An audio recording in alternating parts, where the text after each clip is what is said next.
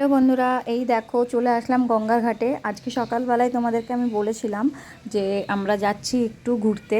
তো কোথায় যাচ্ছিলাম সেটা এবার তোমাদের সঙ্গে একটু শেয়ার করে নিই। সেটা হচ্ছে কাছড়াপাড়ায় যাব। কাছড়াপাড়া নেমে ওখান থেকে শ্রী গুরুর একটা আশ্রম আছে, গিরিধারী আশ্রম, যেটা তোমার পলাশিতে, ওইখানে যাব। আমার একটা অনেক বছর আগে মানতের পুজো ছিল, সেই পুজোটাকেই দিতে যাব। শুনেছি নাকি মানতের পুজো বাকি রাখতে নেই, বাড়ির লোকেরা সবাই বলল, তাই ভাবলাম একদিন সময় করে চলেই যাই, না হলে তো কোনো দিনই হয় না কাজের ব্যস্ততার মাঝখানে। তো আমাদের এখান থেকে যদি যেতে হয়, আমাকে হয় ব্যান্ডেল হয়ে নৈহাটি থেকে লালগোলা ধরতে হবে, আর নয়তো এই টিটাগড় হয়ে যেতে হবে। সেই জন্য কর্তামশাই বললো চলো টিটাগড় হয়েই যাই। কিন্তু সমস্যাটা হলো এই টিটাগড় হয়ে যেতে গেলে এই যে গঙ্গা পার হতে হবে। জল দেখলে আমার খুব ভয় লাগে। ছোটোবেলায় পুকুরে স্নান করতাম, সাঁতার কাটতাম, তখন তো থেকে এই এখন এতগুলো বছর পেরিয়ে গেছে, এখন তো আর পুকুরে স্নান হয় না, যার জন্য জল দেখলে আমার মনে হয় আমি যেন মানে পড়ে যাব, বা পড়ে গেলে আমি উঠবো কী করে, এরকম একটা ম্যানিয়া কাজ করে মনের ভেতর।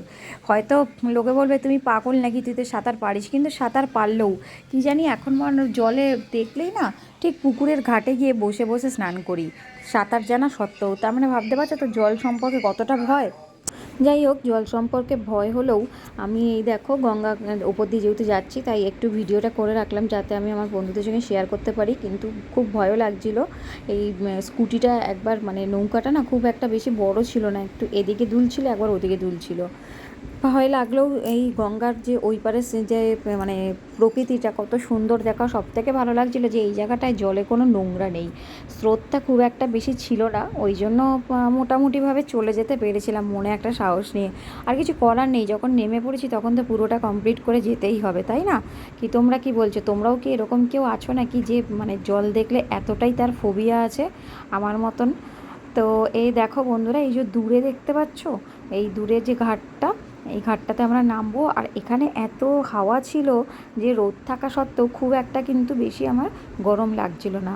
এইবার আমরা আস্তে আস্তে ঘাটের কাছে যাচ্ছি দেখে আমার মনটা একটু শান্তি পেলো, কারণ ভয় লাগছিলোই তাই।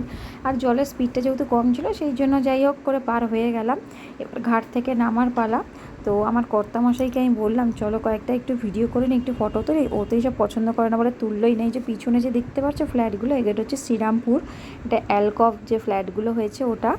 তা আমি নেমে গেলাম, নেমে আমি একটু টুকটুক টুকটুক করে এই আশেপাশের ভিডিওগুলো নিয়ে নিলাম। দেখেছে ছোটো ছোটো কী সুন্দর নৌকা, আর এখানে জলগুলোতেও দেখো মানে একটু নোংরা নেই। আর ঘাটগুলো না অনেক জায়গায় দেখলাম পাড়গুলো ভেঙে ভেঙে পড়েছে। ঠিক আছে বন্ধুরা, চলো আমি আমার গন্তব্যস্থলে প্রায় পৌঁছেই গেছি। এবার আমি এখান থেকে টোটো ধরে বা অটো কিছু ধরে যাব টিটাগড়।